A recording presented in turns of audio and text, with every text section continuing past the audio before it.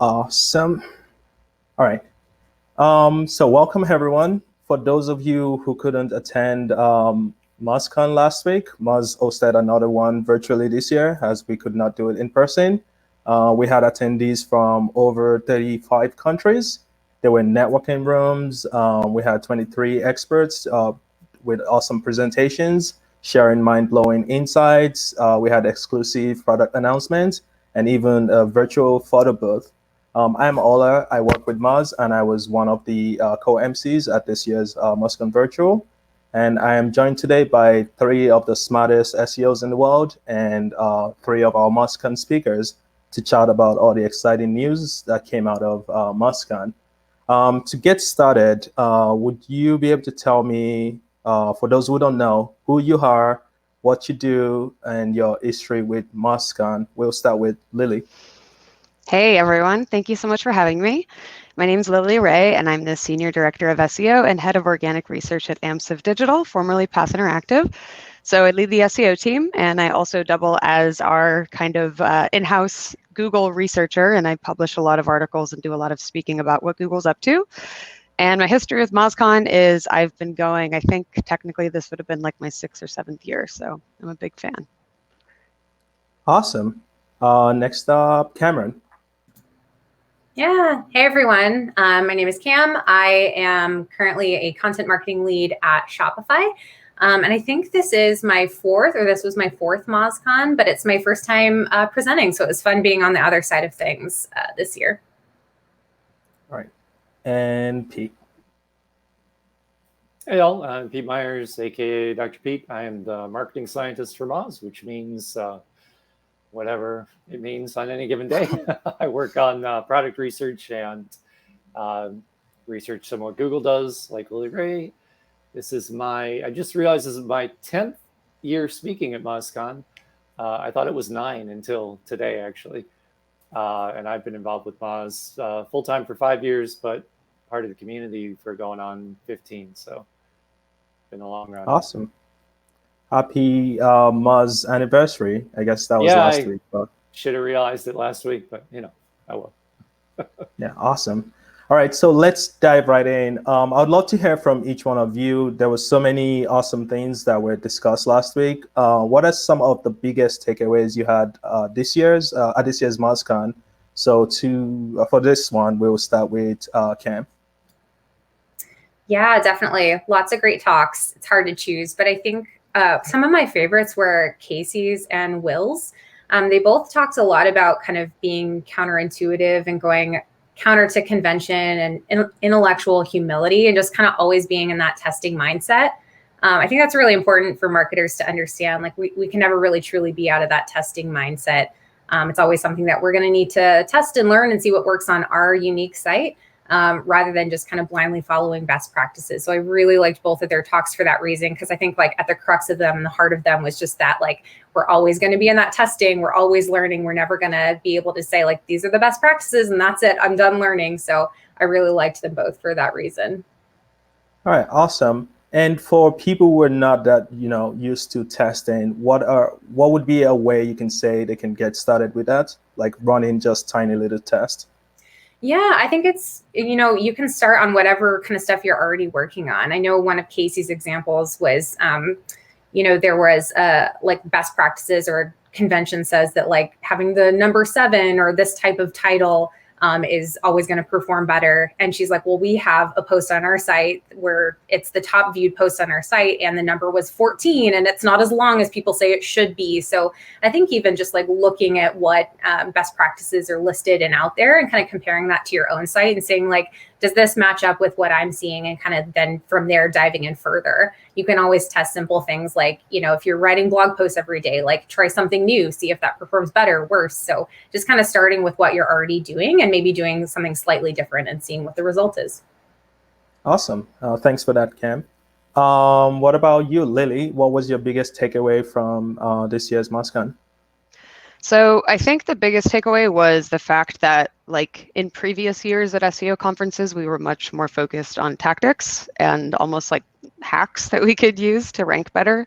And the shift lately has been a lot more on user experience. So it's almost like everything that is good for users is ultimately going to be good for SEO and good for performance, which is great.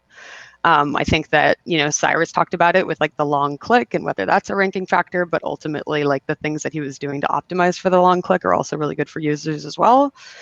And then I think another big one was like what Brittany talked about in terms of just like contextualizing data and SEO metrics and making sense of them, and not necessarily like focusing on one KPI or taking it out of context, but kind of like looking at the bigger picture and kind of being able to present data in smarter ways. And then personally, I really loved Areej, Luke, and Jackie. I think did a really great job of just talking about some like technical best practices around crawling and indexation and international SEO. I love all those topics, so those were really great for me as well. Yeah, I completely agree. From my own recap, I did notice that it was very much a switch into more of a foundational aspect of SEO. Instead of this is how you do this, it's more of this is how you should think about this. And Totally. yeah. Awesome. So what about you, Pete? What was your biggest takeaway, or some of your biggest takeaways? I always get the most out of the talks I don't know that much about. And so PR is a big one for me. Like Shannon is always great to listen to, and hearing what they went through during the pandemic and how they adjusted, that was really interesting to me. Outside of talks, in our Birds of a Feather and some discussions, there was a lot of discussion that was, I thought was really great about how the pandemic impacted search. And I think it's something we don't talk about enough, that, we've had all these algo updates and natural language processing changes, but the way the pandemic shifted searcher behavior and the way machine learning responded to that and adapted to that, I think was bigger than any single core update or any single thing that Google did, because, we just changed our behavior massively, and we changed what we were looking for, and we shifted to e-commerce, and our priorities changed. And so that conversation of like, how did the whole world changing impact what we do, is really interesting. And how is it going to change back, and how much? So, I don't have any magic insight about that, but I think it's a conversation we need to have more in the industry. I really liked Ross's talk about content as an investment, and especially how we have to view, if it's top of funnel or bottom of funnel or video or whatever it is, as a different risk reward proposition and a different strategic approach.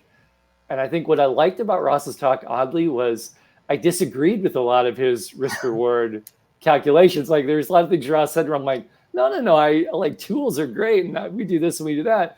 But I think that was kind of the point, right? That we have to do that calculation ourselves. Our investment, or the difficulty for us in doing any given type of content, is going to be different. And what we get out of it and what our goals are for that content are going to be different. And we can't lump it into one big thing that we call content marketing and view it as all the same. So I thought that was a really great food for thought, that, we all have to figure out what we're after and how hard it's going to be for us for any given type. Yeah, I totally agree. The analogy of seeing content as an investment was very cool. And I spent the entire weekend trying to find O's in it. I couldn't find any, so I told Ross I would let him know. I don't know if he's checked his message yet. Okay, so Lily, you spoke about the evolution of Google since the Medic update. What implications do you think these changes have on the way SEOs conduct their work? Yeah, definitely. So for anybody who's unfamiliar, the Medic update is the informal name that Barry Schwartz from our SEO community gave to a Google core update on August 1st of 2018. And it disproportionately impacted health and medical websites, but it absolutely impacted many more categories than that. So I've been laser focused on that update and other core updates ever since, because it has impacted a lot of the clients that my team and I work on. And I think one of the biggest observations in what I presented about at MozCon is just this shift towards expertise, authority, and trust as an SEO strategy. It's always been an SEO strategy, but I think it's taken a really big role in the last few years. So it's becoming harder to rank for topics where your brand and your company doesn't really have true expertise. And I think even in the past year, Google's refined that even further. So what I would encourage companies and digital marketers to focus on is almost like a less is more approach when it comes to content creation, focusing on the areas where you truly have authority and expertise, not necessarily just trying to like meet some cadence with your editorial strategy or your content calendars where you're just producing all the content and trying to rank on everything. Focus on the areas where you can actually offer unique value and expert content, and then put your best foot forward in terms of demonstrating who's producing that content, who's behind it, all that good stuff. Awesome. Yeah, I really enjoyed your presentation on that. I Thank you. plan to go back and watch that again. Thanks.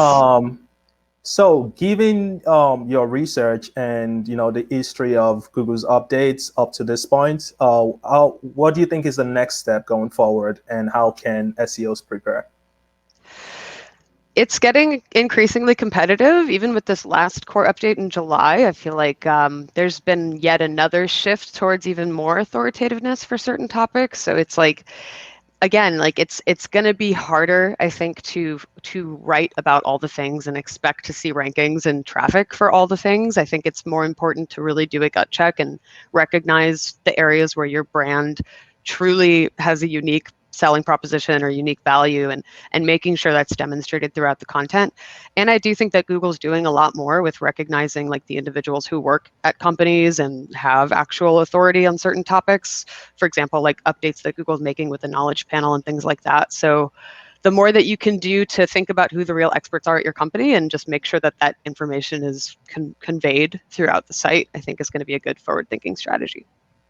Okay, awesome. So basically, be focused, know what you're really talking about, and have a way to show that you're an expert at what you're talking about, pretty much. Absolutely. Okay, awesome. Thanks. So next up is Kameron. Would you be able to, well, you discussed that the content refresh is a very highly effective way to regain lost visibility. Could you walk us through why these are so effective and how you've leveraged it at Shopify? Yeah, definitely. I think that they are obviously most effective depending on how much traffic decay your site actually has. So I know for a lot of people who, come into maybe a new content marketing position, one of the first things they're going to want to do is like look at their body of content that they're working with, what already exists. And I think more often than not, in my experience and in my talks with content marketers, they're coming into, there's a lot of existing content and a lot of it's not performing.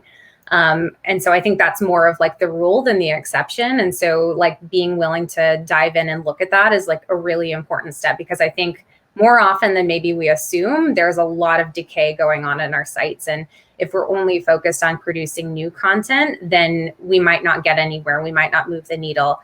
New content is great. Talking about new topics is great. New things happen, you want to be covering. But if you're not kind of updating that decaying content, then it's just going to constantly be like a traffic detractor. You're going to look at your month over month totals and you're going to be either stagnating or still in the red, just because all of that old content is just like consistently just like taking away from your traffic totals, which is really discouraging if you have like pretty aggressive growth KPIs, like I know a lot of content marketers do. So they're effective just because there's a very real problem of traffic decay, especially on sites with a lot of legacy content. I also think they're super important just in general for content marketers who either are a team of one or a very small team. I would definitely say that it's more effective use of your time, not exclusively maybe to focus on refreshes, but to kind of really heavily lean into that, just because it tends to be, then we see that if you do a refresh, you rank a lot quicker than just a net new piece of content. If that's all you're doing, then it might be a lot slower moving.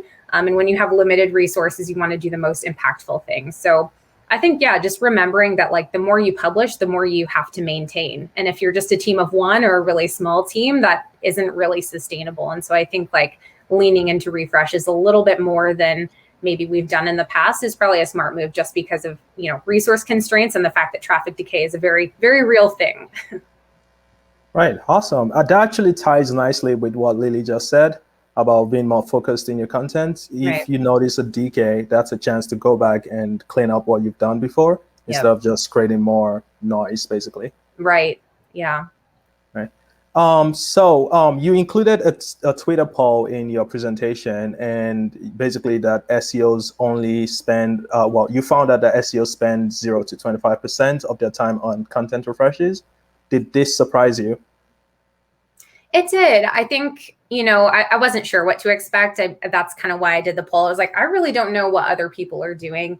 And of course, it depends, right? I mean, that's like one of our favorite phrases. It depends, but it depends really, truly on what you're working with. I mean, there might be plenty of content marketers who are working at startups, and those startups don't have any content. They've never done marketing or content marketing before. So you might not have to worry about refreshes because there's nothing to refresh. But I was still kind of surprised just how big of a piece of the pie, said we don't really focus on this or we rarely do it, just because of how impactful they can be. So I think like if you're not even sure if that's something that you should be doing or you've never done it before, just, definitely look at the data. I would be surprised if there wasn't some opportunity lying in your data with, content you published previously that's been decaying, but there's no reason it couldn't, be reclaimed if you focused on a refresh. So I would definitely encourage that if you're not currently doing it.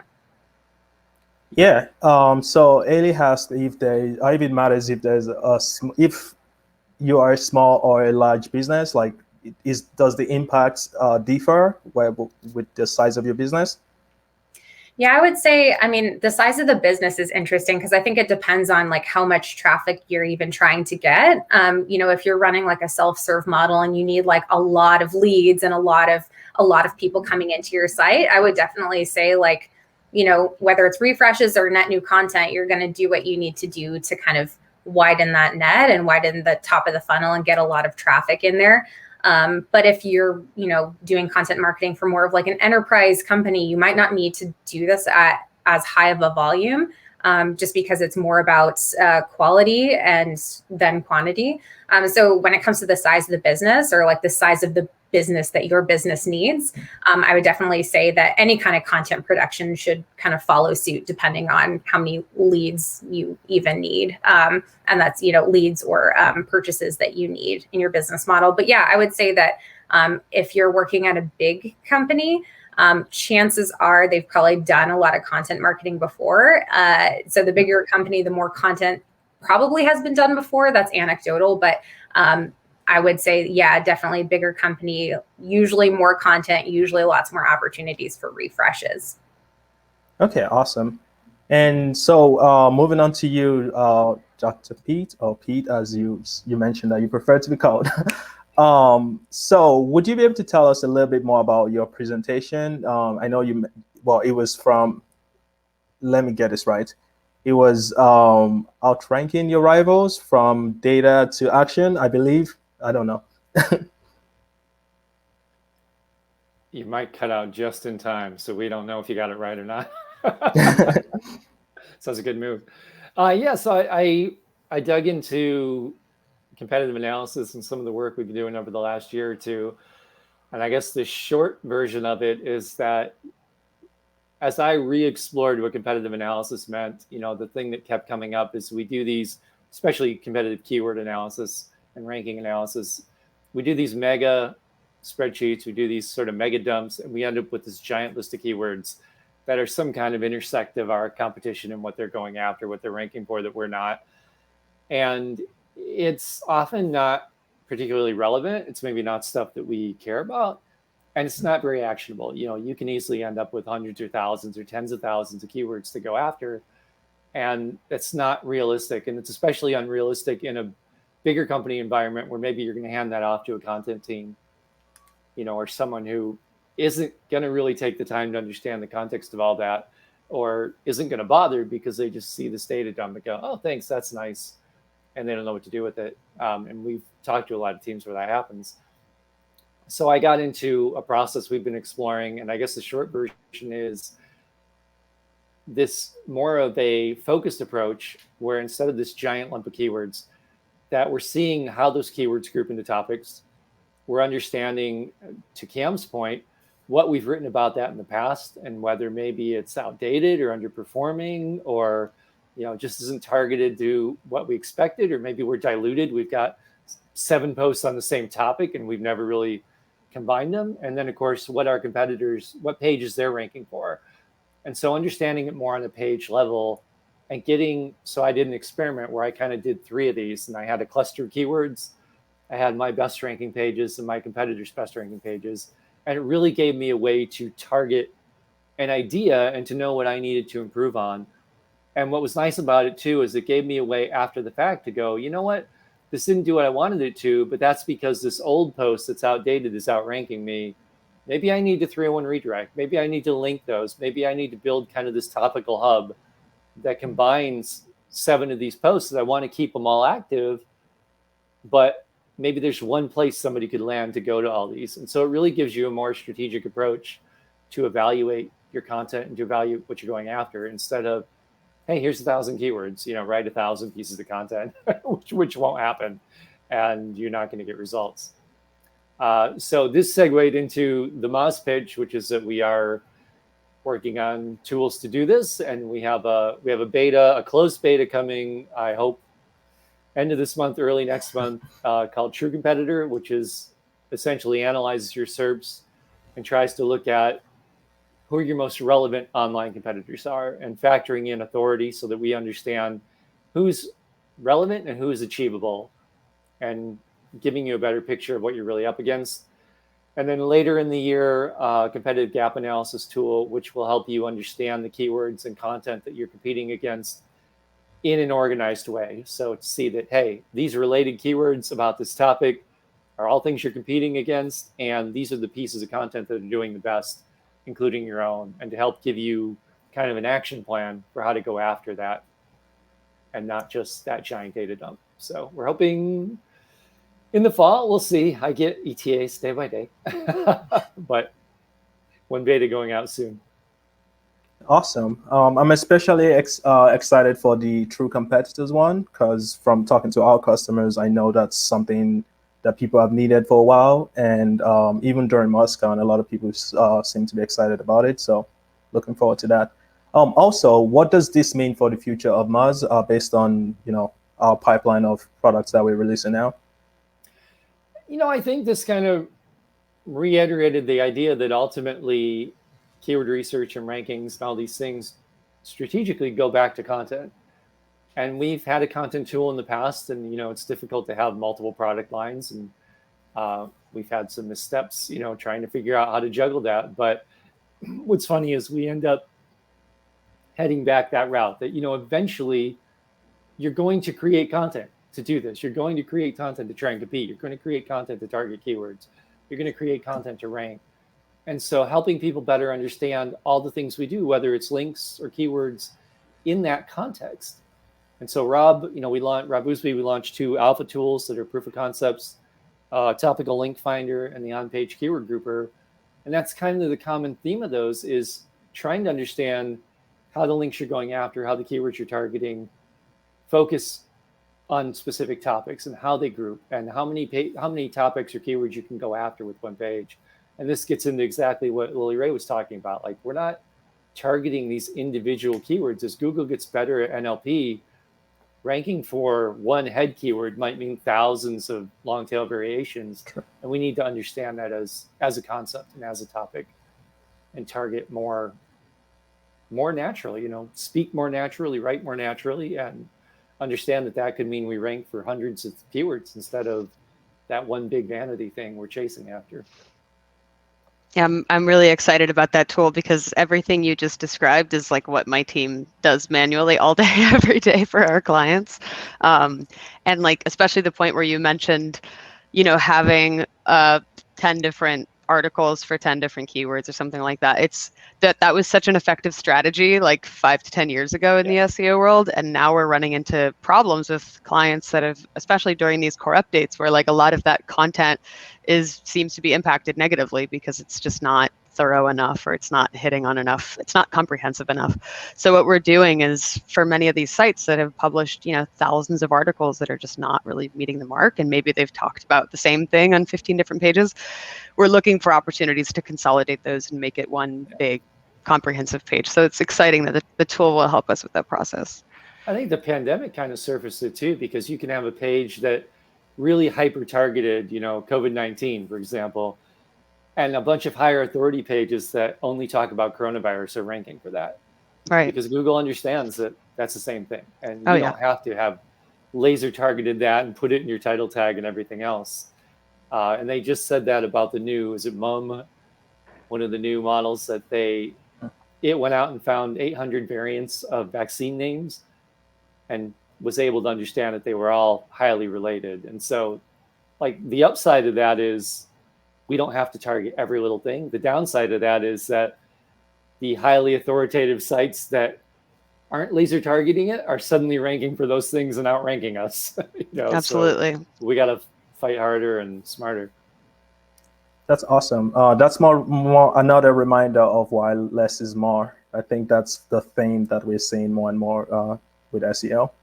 All right. So we only have about 5 minutes left. So is there any closing thoughts? Are there things that is there something that you are going to take back to your team from what you've learned from this MozCon that you can take action on immediately? I will start with Cam. Yeah, I think just going back to some of the talks that I mentioned earlier, like Casey's and Will's, and this was a pretty common theme throughout MozCon and a lot of different talks, is just like, do what's right for your own site. I think as SEOs and content marketers have been in the habit of like, tell us what the best practices are. We do these sweeping studies and we come away with like these best practices that are like, oh, blog post should be 2,000 words long. And it's like based on an average of like, it just doesn't make sense to analyze it from that perspective, I don't think. And I think one thing that I try to instill in my team, and I hope that other people do as well, is just like, you really have to like roll up your sleeves and kind of be in that constant testing and learning mode. Like what works for you, that's going to look a lot different site to site and business to business. So I think that's one thing that is definitely top of mind after MozCon for me. Okay, awesome. What about you, Lily? Yeah, it's kind of similar to that, but it's interesting because both the content talks, as well as I guess like the UX talks and also the technical talks, all kind of hit on the same problem that Google is dealing with and the other search engines, which is that there's so much content. So whether it's like underperforming content or pages that you didn't mean to get indexed because it's like a crawling issue or faceted URLs or something like that, the problem is that Google has just too much to crawl through and it's really trying to prioritize good stuff. So like whether it's, doing content refreshes to Cam's point, or whether it's actually reducing the amount of content that Google can crawl through the settings on your site, like technical settings, it all kind of has the same goal, which is just making sure that whatever you're allowing to be indexed is the best quality content. Awesome. What about you, Pete? First as a Mozer, let me just thank everyone who participated. I felt really good about this year.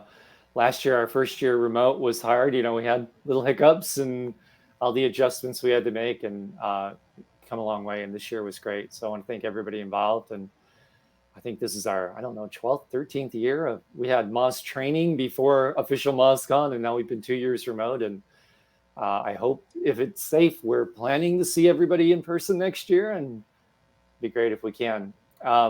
I love what both Cam and Lee are saying about this kind of legacy treasure trove of content that we all have, that, we create these kind of flywheels in SEO, which is great.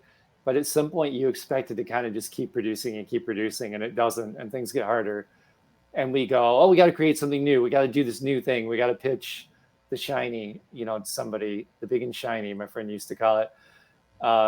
But there's all this stuff we're sitting on that really is good stuff, or that we have a lot of knowledge about, or that we could easily kind of update. And something I haven't really written about, but have investigated a lot the last couple of years, is if you look at the way we view our traffic and our analytics, it's very much a what have you done for me lately thing. And you go in and go, oh, that blog post got 3,000 visits today on Moz, and it'll get 1,000 tomorrow and 500 the day after that. And then it'll end up at 20 a day for a week. And then that's kind of it.